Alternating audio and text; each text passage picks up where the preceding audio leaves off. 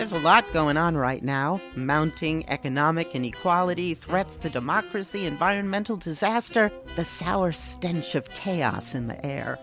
I'm Brooke Gladstone, host of WNYC's On the Media. Want to understand the reasons and the meanings of the narratives that led us here, and maybe how to head them off at the pass? That's On the Media's specialty. Take a listen wherever you get your podcasts. Hi, this is Rob Benedict. And I am Richard Spate. We were both on a little show you might know called Supernatural. It had a pretty good run, 15 seasons, 327 episodes. And though we have seen, of course, every episode many times, we figured, hey, now that we're wrapped, let's watch it all again. And we can't do that alone, so we're inviting the cast and crew that made the show along for the ride. We've got writers, producers, composers, directors, and we'll of course have some actors on as well, including some certain guys that played some certain pretty iconic brothers. It was kind of a little bit of a left field choice in the best way possible. The note from Kripke was, he's great, we love him, but we're looking for like a really intelligent Duchovny type. With 15 seasons to explore, it's going to be the road trip of several lifetimes. So please join us and subscribe to Supernatural then and now. Let's hang out. Let's hang out. And let's talk about what lessons about. Let's hang out. And let's listen to two lesbians shout. Let's hang out. Let's hang out. Welcome back to Let's Hang Out. I'm Ellie Brigida. And I'm Lee Holmes Foster, and here's what's happening this week. This week in the Lesdom. This Week in the Lesdom is a place where we can touch base each episode about things going on with the podcast or otherwise, and we're going to start with our trivia nights. Our next trivia night is this Friday, November 15th in Denver at Blush and Blue. We are so excited. And then close on the heels of that, we have our next Bay Area trivia night at El Rio in San Francisco on Monday, November 18th, starting at 6:30. We also have our first Winona Earp trivia night in Columbus, Ohio on November 20th. And if you are in Boston, you should hang out with Ellie if you've already gotten tickets to the L Word premiere party at Bella Luna in Jamaica Plain. It is sold out, so those of you who are going have the best time. I'm so jealous. We're also hiring trivia hosts in other cities, so email us at letshangoutpod@gmail.com if you're interested in putting on a trivia night in your city. Our next This Week in the Lesdom, we have to take some time. We've been back now. We've had a little bit of time to sort of digest the weekend, but Ellie and I, as many of you know, were just in New Orleans for the weekend soiree, and it was life-changing, amazing. We just had the best time. So we just want to take a little opportunity to shout out the weekend soiree, everybody that is involved with planning it, everybody that helped bring us there, and everybody that we met there. We cannot say enough great things about everything that it was. So if you haven't had the opportunity, look up the weekend soiree, consider going. I don't think they've I don't think they picked their city for the next one yet, or when it is. Every year it's a different city, and that's really exciting because you get to explore a new city. So make sure you follow them on all their social medias so you can make sure you're the first one to know when the next one will be, because you're gonna want to go. Yes. Definitely. It was just the best time. So thank you again to Mary, to Grant, to Coke, to everyone who just, we cannot thank enough. Also, if any of you are in New Orleans, check out Good Friends Bar. Oh my gosh. It's our new favorite place. It's my favorite place ever. I will say too, like, we were just in there. There were, number one, the most beautiful gay men I've ever seen in my life. I found like 10 sperm donors. And also Lee's doppelganger. I literally turned around and there was a gay man who was in the same exact blazer as Lee. Like, same face. Like, they could be brother and sister. It was, honestly, it was insane. And also, shout out to you, Graham. Shout out to you. Yeah, thank you. Thank you, Graham, for being so beautiful. That's all. We also want to shout out Dominion Stage in Arlington. They're putting on Last Summer at Bluefish Cove, which is a lesbian theater play. I'm like, what is it? It's a theater play. It's a lesbian play in Arlington, Virginia. You can get $5 off tickets if you use Les Hangout at checkout, and that's November 8th through the 23rd that show is running. Finally, in the greater Les universe, I think we have to take some time to talk a little bit about Dickinson, even though I don't have much to say because I have not gotten Apple TV yet, but I've seen some of the gifs, y'all. It's looking God pretty damn you, Apple TV. good. It's looking pretty good.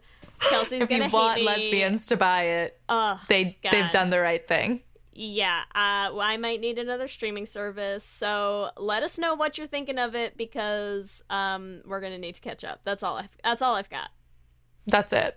Oh yeah, the We gifts have some alone. thoughts. It's fine. Nothing's happening. That's what's happening this week. Back to you, Ellie and Lee. Thanks, Ellie and Lee, and welcome to our 35th installment of Should Have Been Gay. Oh, it was fun, it was great, but it should have been a little more gay. And in this week's episode, Ellie, I only have one question. Was it the Chad? It was the Chad. It might have been the Chad. It might have been the Chad. No, the Chad was great. The Chad was great. This movie is ridiculous and amazing.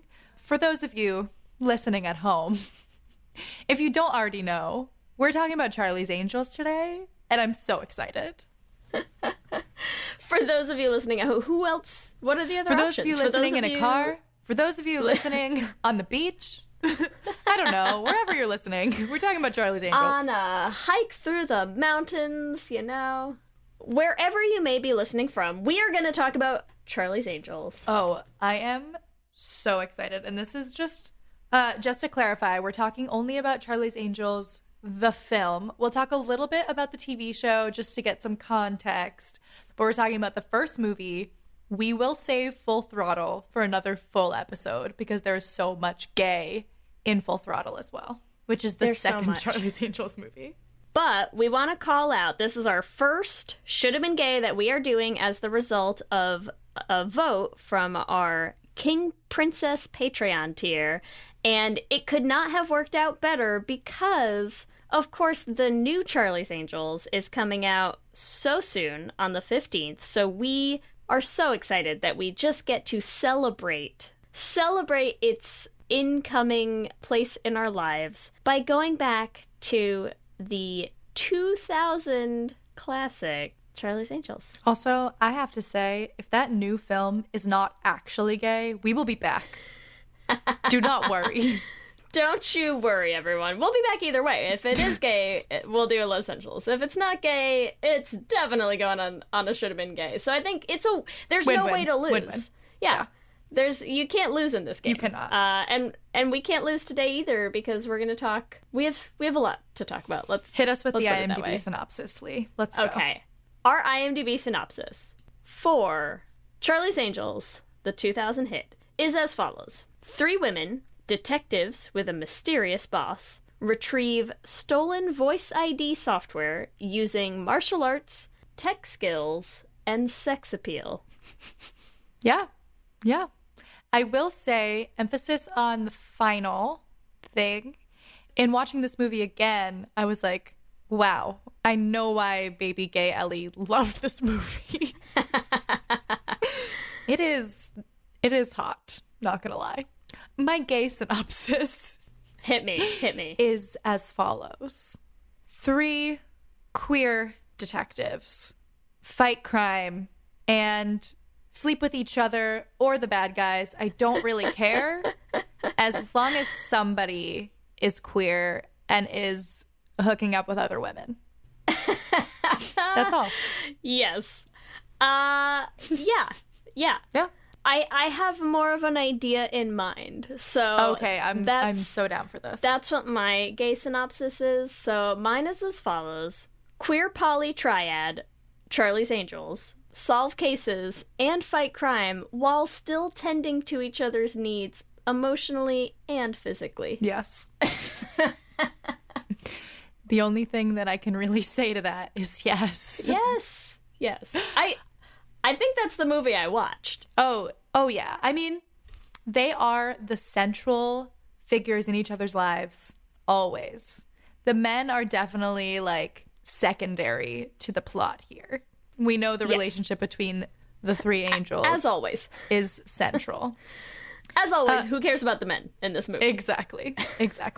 As always. Except, this is the same thing as Legally Blonde. I have such a soft spot for freaking Luke Wilson. Yeah. He's cute in this. He's a little sweetheart in this. He is so cute. So I'm like, I do care about Luke Wilson, but also I could do without him as if everyone is gay. Or if they're all poly, then Luke can still stay. Sure. Yeah, but the center Triad, of their whole triad. The is, central is triad. them. Before we start, I have this one random fact. I don't even know the best way to put this, but I just want to say it because, okay, Charlie's Angels as a film, fantastic. Ratings on Rotten Tomatoes and all that, not super great. Same thing for the TV show. And when the TV show came out, the 74-minute pilot film that aired, received enormous ratings. However, ABC, who thought this was one of the worst ideas for a TV series they had ever heard, didn't believe the figures and showed the pilot again a week later to check, and the ratings were just as high, even for a repeat screening. So I just want to say, like, to preface this whole thing, the executives at this television at ABC were like, this is a horrible concept for a TV show.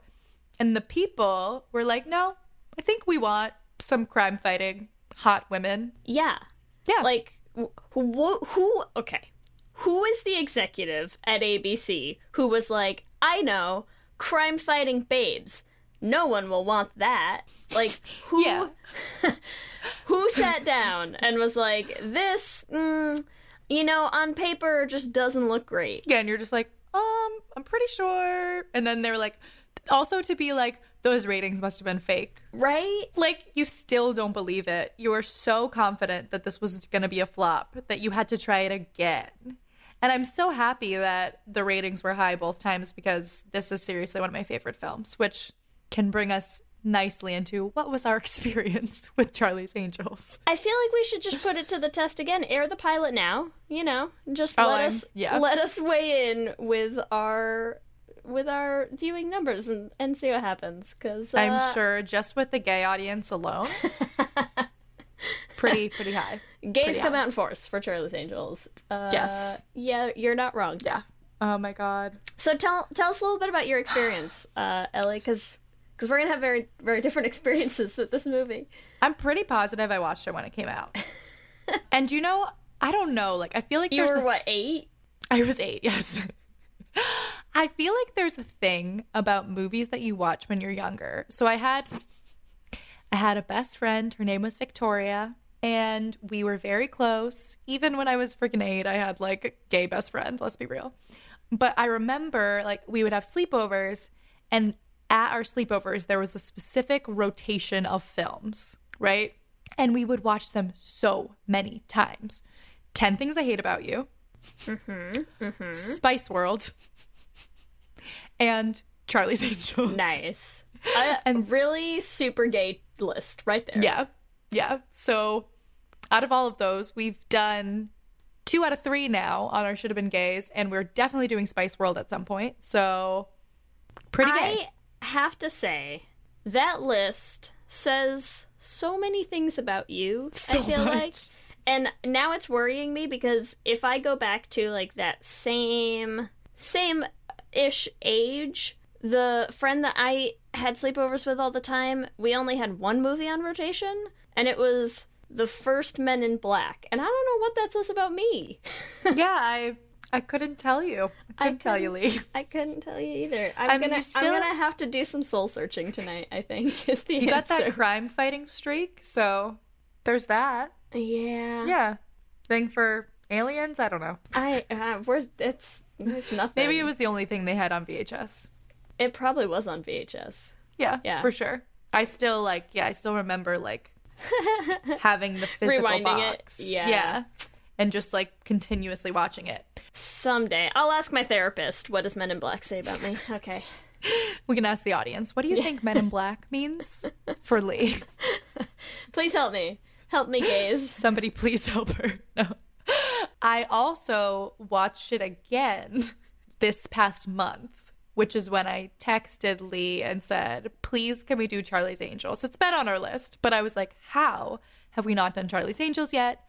And we put it in our poll, and I said, praying to the gods that our King Princess patrons will do the right thing and let me talk about Charlie's Angels. Prayer works is what we're saying. And they did. Yeah. So I'm so excited. Lee, I need you to talk to me about your experience with Charlie's Angels. Okay, here's the thing. The thing is, this is twice now that I'm a little nervous because I think people are gonna come after me. I sat down to watch Charlie's Angels this week, and the further I got into the movie, the more I kind of was realizing, wait, I've definitely never seen this movie. Lee. I don't, but I would have sworn that I did. And, like, maybe I just hadn't watched it in a really long time, but, like, nothing seemed familiar at all. Like, no part of this rang a bell. And I don't think I'd ever watched it. It's okay. We're gonna take the judgment off the table. But I think if you had seen it, you would remember, because all of the things that happen are very specific. Like, right. And everyone that's in it, I'm watching this movie and Joey Tribbiani shows up. And I was like, I kind of feel like I would remember Joey being in this movie if I'd seen this movie. I feel like I would remember Tim Curry being in this movie if I'd seen this movie. And just nothing. Every time something happened, I was like, I definitely have not seen this before. So I got to watch Charlie's Angels for the first time this week, everyone. What a joy. I'm so happy for you. A delight. And verdict is gay. Gay. Very, very Great. gay. Yeah. Yeah. Yeah. I agree. So what to you, Lee? Which characters should have been gay? We've Queer, talked a little bit poly, about it. triad. Okay, so all of them. I very, very strongly feel that the angels are all in a committed relationship with each other. Oh, 100%. And I think this movie leaves not a lot to the imagination on that front, I'll be honest. What are the, most damning evidence? Let's start at the top, shall All we? right. Great, let's do it. Where do I start? I don't know where to start. Are we starting with the airplane scene? Like that top? I wasn't Or going the speedboat to. scene? Oh, the speedboat scene. We could start with the speedboat, because that's when all three of them are together for the first time. It's just, I think the problem is every time they all look at each other, I'm like, yeah. There is a serious twinkle in their eye every time. There is a gay, loving twinkle. Yes. A gentle, caring, gay twinkle. Oh, yeah. I will say, for me, I appreciate your all three, because I will always be like, yes, everyone's gay. But for me, the standout queer character of this film is Dylan, which is Drew Barrymore's character. Sure. Yes. Stereotypically queer, I would say. But also, sexually free, very, I would say definitely bisexual, loves a bad guy, bad girl, So, I don't know. I feel like even from the opening sequence, the opening credits, all right, you have all of their things, right? So it's three very different girls, blah, blah, blah, all with one thing in common. And, it's very reminiscent of Debs, the intro. They're gay? The one thing in yeah, common they're all gay. Is they're one all thing gay? in common. They gay. Yeah. But Dylan's scenes in it, she punches her commanding officer at the police academy, which I'm like, badass, gay bitch. Be gay, do crime. So I just feel and then just smoking in the bathroom, Dylan is just the epitome of just rebellious teen queer. Okay, but if we're gonna just touch on the opening sequence real quick, can we talk? There's one super, super quick I had to go back and watch it again to make sure that I didn't just imagine it. There's definitely a second long frame where Natalie is cosplaying Harry Potter. I'm not surprised. I don't understand what's happening. She's literally in a library with shaggy black short hair and round glasses. Yes. And I swear, I watched it and I was like, why is Harry Potter in this movie? I don't understand. And I had to go back. It definitely happens. We'll put a picture up because it's a real thing. Your has nothing to do. Of it is perfect. I know exactly what you're talking about. Nothing to do with the opening sequence. The point of the opening sequence is like, we're spies. We wear different costumes. And if you've seen the TV show, they tried to put as much of the TV show definitely get into it. The opening credits.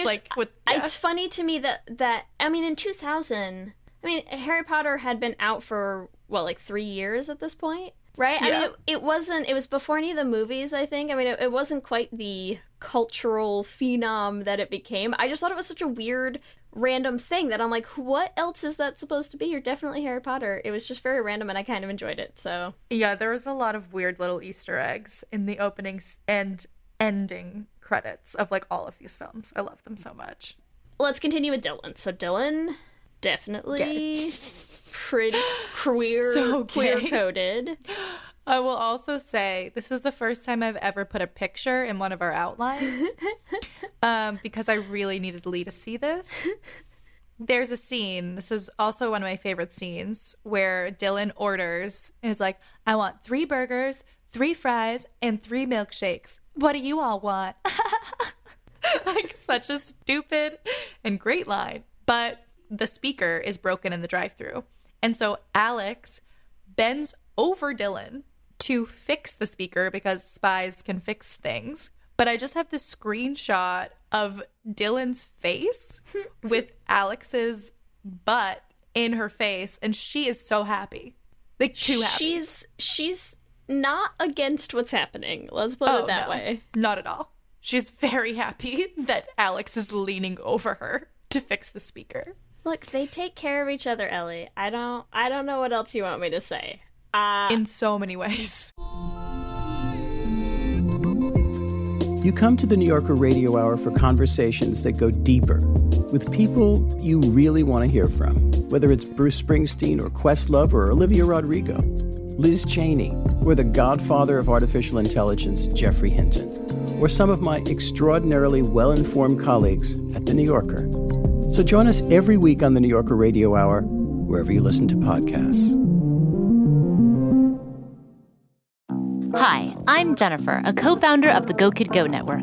At Go Kid Go, putting kids first is at the heart of every show that we produce. That's why we're so excited to introduce a brand new show to our network called The Search for the Silver Lining, a fantasy adventure series about a spirited young girl named Isla who time travels to the mythical land of Camelot. During her journey, Isla meets new friends, including King Arthur and his Knights of the Round Table, and learns valuable life lessons with every quest, sword fight, and dragon ride. Positive and uplifting stories remind us all about the importance of kindness, friendship, honesty, and positivity.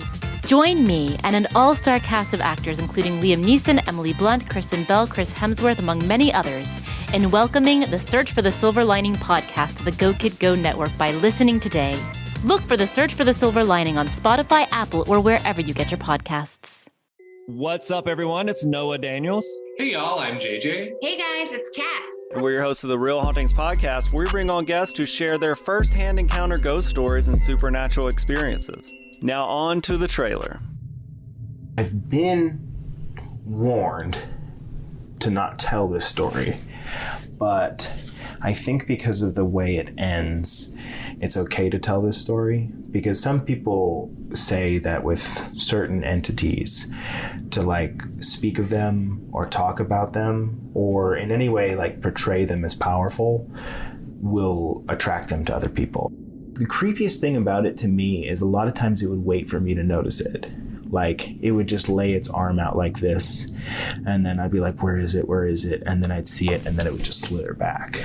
For more information on the Real Hauntings, Real Ghost Stories podcast, make sure you check out Real.fm to learn more about our podcast and many other amazing podcasts.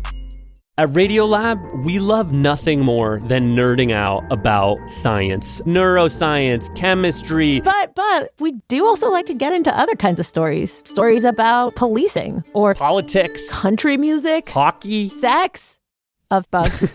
Regardless of whether we're looking at science or not science, we bring a rigorous curiosity to get you the answers. And hopefully make you see the world anew. Radiolab, adventures on the edge of what we think we know. Wherever you get your podcasts. In so many ways. It's, also, if we're going to talk about Dylan, I think my strongest argument in favor of Dylan being queer and in this queer polytriad that I definitely see in this movie is at the end of the movie. There's a scene at the end when they're in the castle, and Dylan is saying, that they tried to kill, quote, direct quote, tried to kill everyone I love. Yeah. Which, I'm just saying she said it. It's out there. Everyone she loves is her other angels. They didn't try to kill the Chad. They... You're so right. Poor Chad. They tried to... Well, look, let's give fair play to the Chad, because it might have been the Chad, but she did actually in real life marry the Chad. Yes. So, which is such a weird cameo. And only for a year, and it was after this movie. Yes. Right? So they must have been, dating during this? The Chad was great. The Chad was great from, 2001 to 2002, and and then that was about it. But... And she was over it. But she doesn't, she doesn't hold back on that line. They tried to kill everyone I love. Everyone I love being Alex and Natalie. What about Bosley? Yeah, sure, Bosley too, but Bosley's kind of like the doting uncle in this. I don't see Bosley being quite in the same level as the central three, Yeah, I don't see the sexual tension there, for sure. I have a sort of weird...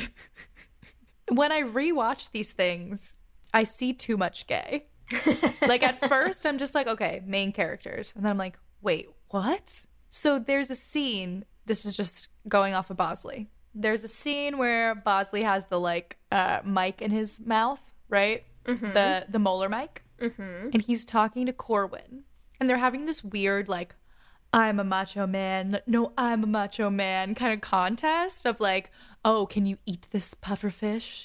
It's so deadly. And it's weirdly sexual. It is. Am I little. wrong? Yeah. Well, I would also say Tim Curry kind of a queer icon. Yes, Tim Curry is a queer icon. So I feel like you just see him and I'm like, everything he says feels so sexual. And then Bosley eats it and I feel like they're just staring at each other while he's eating. And I feel like that's such an intimate moment that you don't just share with someone that you're not attracted to, Yeah, and then go wrestle each other. Yeah, and then the only next viable option is, all right, I appreciate you, let's wrestle. Yeah. I have a pretty strong case, I think, for Bosley and Corwin, and they didn't get enough screen time together. I can see that. Especially, Corwin should find somebody, because let's pivot to Alex real quick. And I have some strong feelings about Alex in this movie, played by Lucy Liu, because one of the first scenes where we meet Corwin is when she's giving him the massage. Yes. Right? And which, we are absolutely not getting into all of the very, very problematic things in this movie that do not hold up 19 years later. We know. We're leaving those aside on the cutting room floor where they belong. So if we just focus on my one quote from that scene that I think is important is a lot of this movie. So another reason that I think there's a definite queer polytriad. A lot of this movie is basically all of the angels turning down every man that comes near them, right? Valid. Including Alex telling Corwin, don't worry, my hands aren't going anywhere near your staff. Yep. So that's one thing. Not subtle at all. There's also at the party when the guy's hitting on her and she's just like, no. And he's like, so do you? No. And it could be argued that it's because she has a boyfriend, whatever, Jason. But I feel like many a queer person has had that moment in a bar where you're like, no. Okay. Here's the other thing, though. Is just Jason his name? I call him Joey in my head because I can't. Jason is his name in the movie. I can't see him being anywhere. But yes, Joey Tribbiani. Anyone other than Joey. even Jason knows, right? Because I mean, I get, sure, it's supposed to be like, jealousy and insecurity and whatever. But when she's leaving that first time to get to work, you know, gets a call, has to go on a case, and he's like, Charlie? And she's like, yeah, Charlie's a chick, right? Like, he knows. He knows what's up. He knows that she would only drop everything for a chick. For a chick. One of my favorite lines, because I would love it. I'm so excited for the new one because we have a female Bosley. Yes, Elizabeth Banks. But, like, if Charlie was a woman, that would make this all so much better. Or a woman disguising their voice. That's why they keep their identity a secret. Ooh. I like it. So, yeah. I think Joey knows what Alex is really up to at night. She also has another great line where she says, "Isn't it amazing how much information you can learn off the internet?" Don't I bet, Alex? Don't I bet you're doing some good internet research Some on serious nothing at all. Nothing. Nope. Don't check what I'm researching, but. Nope. And also, the only people that she can fully be herself with are the angels. Her and Jason doesn't even really know who she is. Their whole relationship is a lie. But you know who does know who she is? Natalie and Dylan. And they accept her. Exactly. And they're there for her. And they support her. And when, you know, she needs backup for belly dancing, they're there for her. When she needs someone to, you know, slap each other's ass in dirndls, they're there for each other. Yes. Oh, that scene. Dylan is way too happy in that scene. That's also my biggest, like, every time Dylan, like, gets to, wait, doesn't Natalie spank Dylan at some point too? There's a lot of spanking. There's a lot of spanking in that scene, and I'll be honest, I did not write down who all spanks who exactly at what point. Yeah, because you're just like, okay, it's good, I like it. It was I don't really care. It was a little distracting. Who's doing what to who? Yeah, I took notes after the scene. Yeah. There are a lot of scenes like that. Do you have more to say about the journal scene? Because otherwise, can we talk about the other scene that I had a lot of thoughts about, which is how hard I ship Dominatrix Alex with the other two dressed as dudes. Yes. The first time I ever heard the song Barracuda, every time I hear the song Barracuda, which, like, because I was 8 when I heard it, right? I associate it with that scene. So, like, every time I hear it, I'm like, like, it gives me chills. You get some sort of feelings when that song comes on. I get so excited, and I feel like anyone else is like, it's the song Barracuda, and I'm like, no. You see Lucy Liu in the Dominatrix outfit every time. Yes, and I love Dylan and Natalie in their man outfits. I mean, They're I feel good-looking like dudes. They're all into it too, right? Oh, they love it. Like, She's got the whip, and they're yes.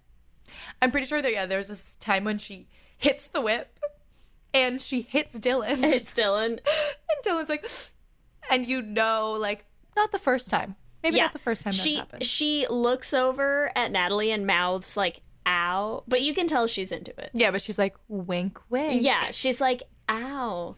Someone should kiss it better. So much. I hate it so much. It's just like this movie writes itself. Like, there's so much homoeroticism. Just with the three of them. A lot.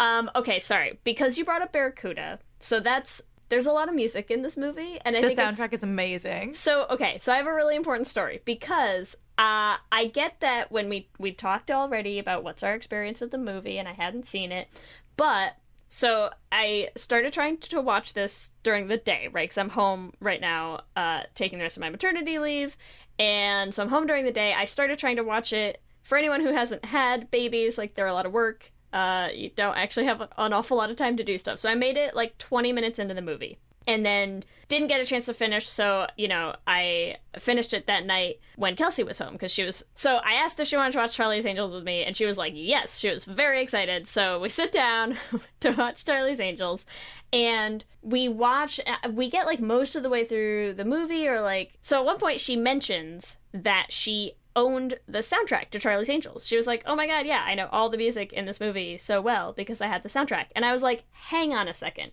So I had already written in my notes that the first music association I had when watching this is there's a scene early on where they play Heaven Must Be Missing an Angel, right? Okay, so they played that song, and I wrote it down in my notes because I was like, oh, that's so funny. I used to listen to that song all the time when I was in college because Kelsey made me a mix CD, as you did circa 2006 or whatever. When you're a gay college student. Yes. So she made me a mix CD, and it had that song on it, right? And so I'd already, like, written it down to be like, oh, that's so cute. This song's in this movie, and, like, it's a song that's, like, super gay in my mind because, like, Kelsey put it on a mix CD for me. Yeah. But then she's like, oh, I had the soundtrack to this, so, like, I know all the music super, super well. And I was like, wait, is it off of the soundtrack for Charlie's Angels that you took that song to put on the mix CD you made me? And she was like, probably. And I was like, I do have a connection with this movie. Aww. Before I even knew it, Before you even knew it. You know, I was just enjoying some of the soundtrack without even knowing. The soundtrack is so freaking good. And I love the dance sequences. Yes. If we're going to talk about the soundtrack. Oh my god. Because Natalie just dancing in her freaking underwear, which the underwear that Natalie is wearing, gay underwear. They're like boxer briefs. Yeah, they're pretty gay. They have Spider-Man on them. They're gay. Natalie's the nerdy gay is what you're saying? Yeah, I'm like, what straight girl has briefs with Spider-Man on them? Yeah. None. Not in this movie or in real life. Ever. Let's put it this way. Ever. Also, Natalie, when they watch the security footage early on of Knox getting kidnapped, and the first thing Natalie asks is, who's the lady left behind? So I just want to say her priorities are on point. Yes. Can we talk about the lady left behind? Yeah, and Natalie, let's do it, please. Because I imagine you have similar feelings that I do. I ship Vivian and Natalie so hard. So, from the second Vivian walks in to the Angel's office, right? Her BDE is off the freaking charts. Mm-hmm. Yes. So, yes. They're literally talking about her when she comes in, and they throw a muffin at the door, and it smashes, whatever, so she's there. But the looks that she gives the Angels, particularly Natalie, are so sexual. There is heat. There's some serious tension there. And I know that, Lee, you usually do a lesbian rabbit hole, but can I do a lesbian rabbit hole? Please. Ooh. So Vivian Wood, who is the villain in this, sorry, spoiler alert, is played by Kelly Lynch. I was watching this movie with my girlfriend, and she was like, wait, that girl looks so familiar. That's Ivan. And I'm like, oh my what? God. Yes. From the L Word. Oh my god, that's Ivan? It's Ivan. Look it up and you're like, holy shit, because obviously she looks very different, but it's Ivan. Holy shit. Yeah. Oh my god. So that is like a crazy lesbian rabbit hole because I don't think most people would even put two and two together because obviously as Vivian Wood and as Ivan, like very, very different characters. Wow. That's a great lesbian rabbit hole, Ellie. Yeah. Although, should I give credit to Jana for that? Yeah, it's really Jana's lesbian rabbit hole, so I still don't do any. Way to go, Jana. Well done. God damn it. That's incredible and explains a lot about the intense sexual tension between Vivian and Natalie. Because that fight scene at the end... Also, wait. That fight scene at the end that is kicked off when Vivian leaves the room with Knox and Dylan because, and I quote, never send a man to do a woman's job. Yes. Yes, Vivian. So, make of that what you will, gentle listeners. Yes. And Vivian wants to fight Natalie. Like, it's not like she searches for Natalie. She's like, I'm fighting this one. Mm-hmm. She's mine. And you're like, specifically that one? Because Dylan was pretty much right there. you could have found Alex as well. But she's like, nope, Natalie's my girl. And I'm like, it makes sense. So we don't need to get into the second one, but Natalie has such sexual tension with villains. Just saying. Here's what I want to see. Because, okay, I know we're going to get our Charlie's Angels reboot, but it's all new people, and I would love a Charlie's Angels where we get back this cast, where we have our queer triad, and where the real dramatic tension is coming from Natalie being lured away from the triad by those feelings for another woman, Vivian, who turns out to be the bad guy that they're fighting. Because I think that would be a real, just a work of art, is what I'm saying. They always say that Dylan's the one who falls for the bad guy, but I really think Natalie's got a streak. I think Natalie just, opens herself too easily, which we could have seen coming from was one of her earlier lines in the movie of, feel free to just stick things in my slot. I just think Natalie doesn't have a lot of barriers up, She really doesn't. She's too trusting. She's my favorite. If I were to identify with an angel, it would be Natalie. Does that include the white girl dancing? Oh my god, yes. All of her dance sequences, I know, I learned them. I would watch them nonstop and be like I would try to do the dancing, and it wasn't that hard because there's exactly dance moves that I could do. Running Man. Yeah. Yeah. I would be Natalie on that stage, just saying. I have 2 comments about that. One of them, okay, I know I touched on it briefly. There are a lot of things in this movie that do not stand up in 2019. So there's a lot of things where I'm watching this movie and I was just like, oh no, no, this is all bad.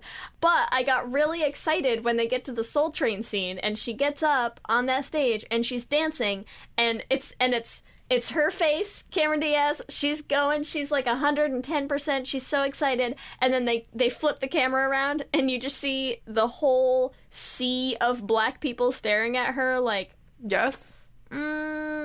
No, white girl. And I was like, oh, this scene stands the test of time. There we go.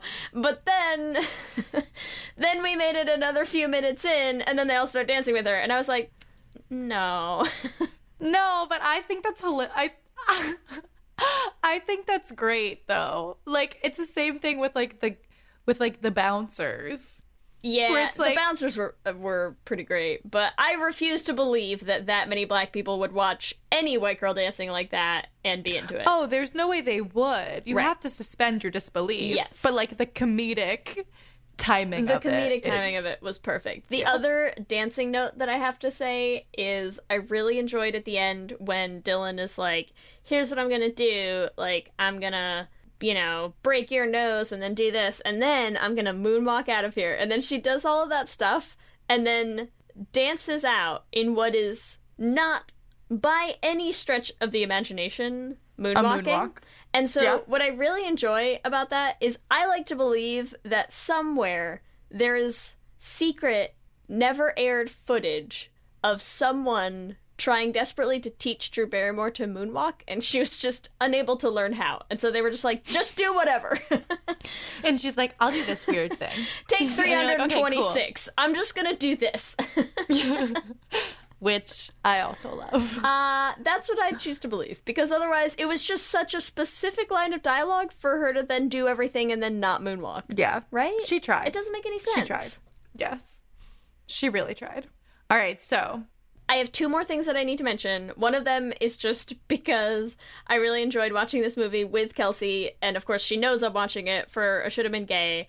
She sits down to watch it with me, and she's like, so we're assuming they're all together? And I was like, yes. Super early on when we started, when she, jumped into the movie with me. But then also we get to the scene at the end where they get in from the beach that the Chad drives them in on, and they're all pulling. I know the scene. I know the scene well. Are you familiar with the scene? Where I've seen it a few times. Pull their wetsuits off, for no particular reason. They're just dramatically charging up the beach, stripping. Yeah. All together, all in tandem, synchronized in a way that I just don't think just comes without practice. Oh no. And And we get to that scene and they're all taking their wetsuits off, and Kelsey just goes, yeah, they're not gay or anything. They're literally all huddled in a cave naked, and they're like, don't look. Yeah, right, exactly. Like, come on. The other thing that I just want to call out really quickly is the scene where they're all speaking to each other in what I assume is Chinese. Do not quote me on that, because I don't speak Chinese. But they're all speaking to each other in what I think is Chinese, and I was kind of into it. You know, I like that they have their own, like, special language that they can all communicate in when they need to, like, make sure that they're all on the same wavelength and they all understand each other. I just thought that was very, you know, cute. And they don't have that with anyone else. No, it's just for them. That's what I'm saying. They're always there for each other. They always know what they need. They know, you know, they're checking in constantly. I just think it's not just that I think they're a great polytriad, but they're just like a really great example of one too. So, okay, that's all I have. Right. I think I'm that done. does make it difficult. That does make the ships difficult. So I think you're like, okay. Because I'm like, okay. Oh, don't think I'm not shipping Natalie and Vivian together despite that. Well, yes, Natalie and Vivian, but I'm saying, so if you ship Dylan and Natalie together, then what's Alex going to do? Like, they have to be a triad. They have to, yeah. You can't leave one of them out. I mean, they never would. No woman left out is what they would say. No woman left out. No Love angel left out. Yes. That's what I think. love it. I'm so into it. All right, so our ships are the triad. Oh boy, but naming it's going to be tough. So let's see. Okay, what about Dilately. Well, no, because Dilatalex. It's very long. That is a very long name. What about Al and Ali? What about Dan? And we just take all their initials. All right, that's so much easier. What about if we forget the names and we do Triangel? Ooh, Triangel. I love it. Yeah. So much easier. I think the names are going to let us down here. Triangel. Plus, the great thing about Triangel is then when the new Charlie's Angels come out, you can just roll that bad boy right on over. Yes. It always works. All right, so what about Vivian and Natalie, who are a very big ship for me? Oof. Vivily. What's her name? Nadian. Vivian Wood? Woods. Vivian Wood and Natalie Cook, according to IMDb. Wook. Who? Wookie. Yeah. Natvian. I like Natvian. Natvian. Yeah. All right, who else? What about... We didn't ship Charlie with anyone. Poor Charlie, but... No, sorry, Charlie, we're not. Maybe Charlie and Bosley. But Charlie and Bosley. Chosley. But then what about your Corwin and Bosley? No, but I love Bosley and Corwin. But Bosley can't be with Corwin anymore because rough. So true. He did. Poor Tim Curry. But let's we go can with... ship them in the first half of the movie. Boswin? Boswin. Oh, Boswin wins. Boswin's the Boswinner. So Boswin, and then when Boswin tragically ends due to Corwin's death at the hands of Creepy Thin Man, which I think is possibly my favorite character name from anything ever for all of time. I think he might get a name in the second film, which, like, honestly makes it worse. Like, just keep him the Creepy Thin Man. He's credited as Thin Man, which I just think is great. Yeah. And I love how many times they say Creepy Thin Man to each other. Yes. Very dramatically. So dramatic. So, yeah, we could do Bosley and Charlie. Chosley. I'm about it. Chosley or Boswin? Boswin. Boswin. I'm into Boswin. Yeah. I could see that. All right. Well, I think it's time for our Q and Gay. Is it? Do you think we've really gone through everything in this movie? Are you sure we needed to leave the second movie for a whole separate episode? I mean, it's not like we had anything to say, really. Yeah, right? There's nothing to say about this film. Just like to say before we finish, Demi Moore, give you a taste of the next episode. Hang tight, everyone. We will get Demi there. Moore and Kristen Stewart. So... we got plenty more to talk about. Don't you worry. Don't you worry, but just the first 2000 Charlie's Angels should have been gay. Should have been gay. So gay. Is it time? It's time. Let's do this. Q and Gay. Taking it away for our Q and Gay. Kicking us off, question 1, an impossible choice, Ellie. Who is the gayest angel of them all? Dylan, Alex, or Natalie? I just realized I wrote Sam. Who's Sam? But do you like how I was going to let you skate by on it? I didn't call you out. I know, but it was too funny to get... I looked at it, I was like, who the frick is Sam? She does sound gay, though. Yeah, Sam is the gayest angel who doesn't exist. But I'm going to have to say I'm Dylan all the way. Okay. Dylan is the gayest angel of them all. That's fair. I can't argue with you. I'm going to make a strong case for Alex, though, but there's really no wrong answer. There is not, no. All right, number 2. What's your favorite angel outfit? A, yodeling. B, men in suits. C, their racing outfits. Or D, wetsuits. Okay, now look. My real answer is Dominatrix Alex. But since that wasn't listed as one of the choices, I'll have to send it as a write-in for this week's Q&A. But I think my second top choice is probably going to be the wetsuits. Not only because of the dramatic way in which they are removed. I'm like, wetsuits or lack of wetsuits? Oh, that's a tough call. Or post-wetsuit. If you narrow it down that way, I don't know that I can choose, you know? There's a lot of options there. Question 3, Ellie. Did you ever want to be a spy? Yes. I literally had a spy kit. Did you ever, like, you know that you could get them? Oh, yeah. I think I ordered it, like, I got it in the mail. And that was a big deal, like, because you had to, like, fill out, like, a thing. Like, it wasn't like nowadays.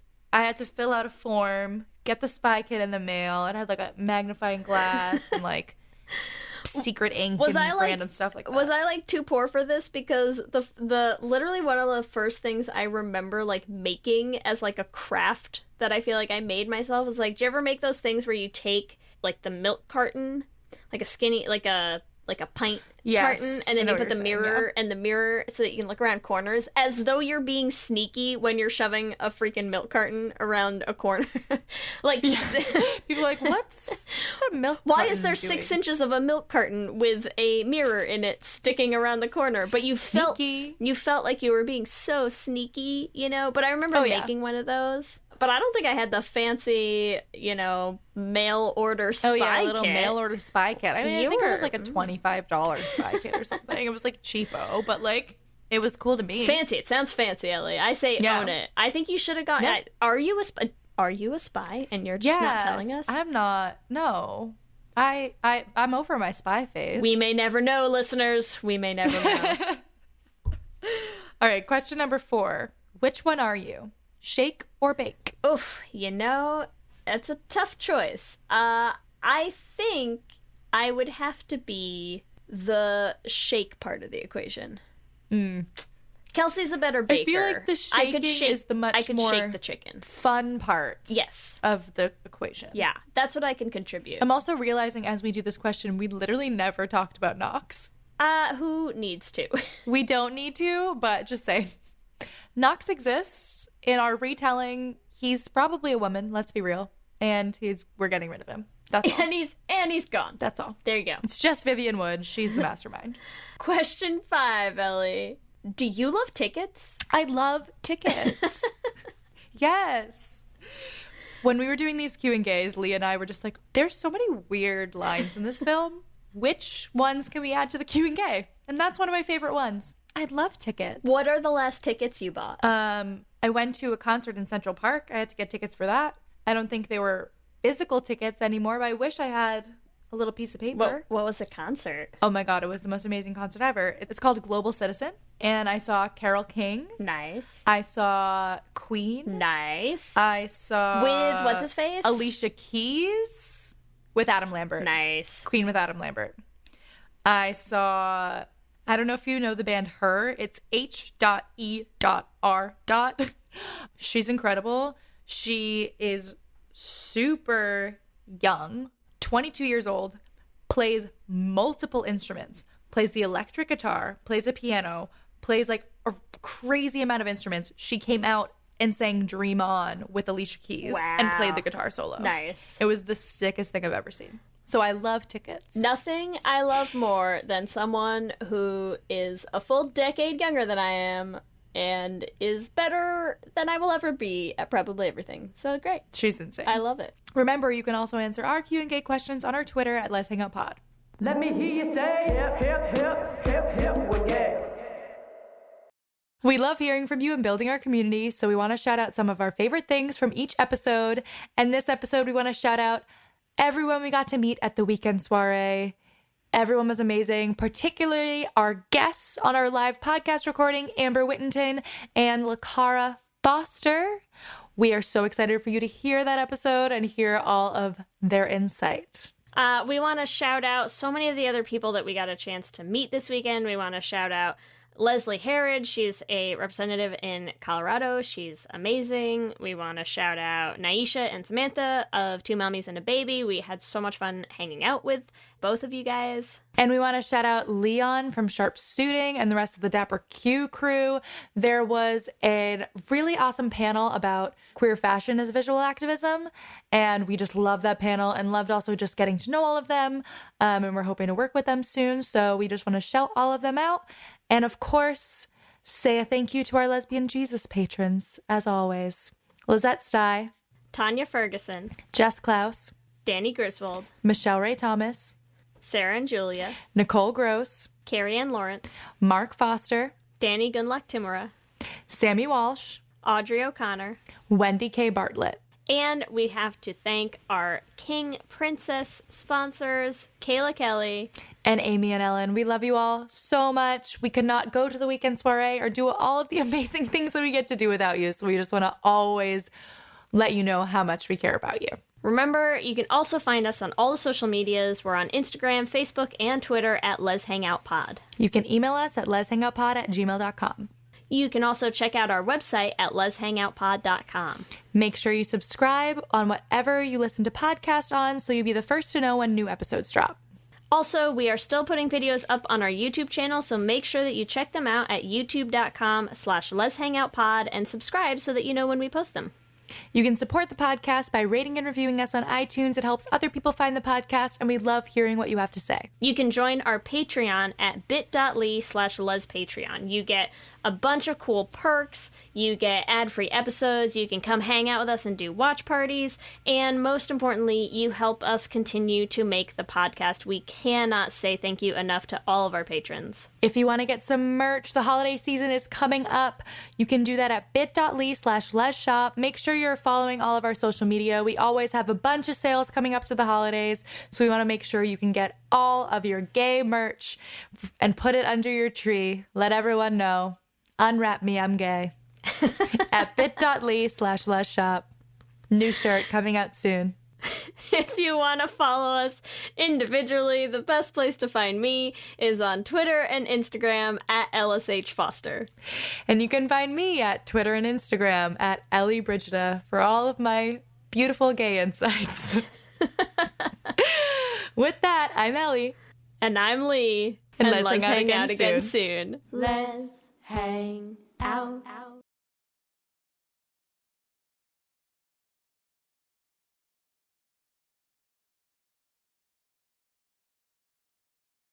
Ladies and gentlemen.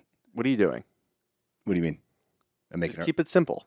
I'm making the promo. Just keep it simple. Just say, hey, we're the Brav Bros. Two guys that talk about Bravo. Ladies and gentlemen, boys and girls, we're the Brav Bros. No. Oh.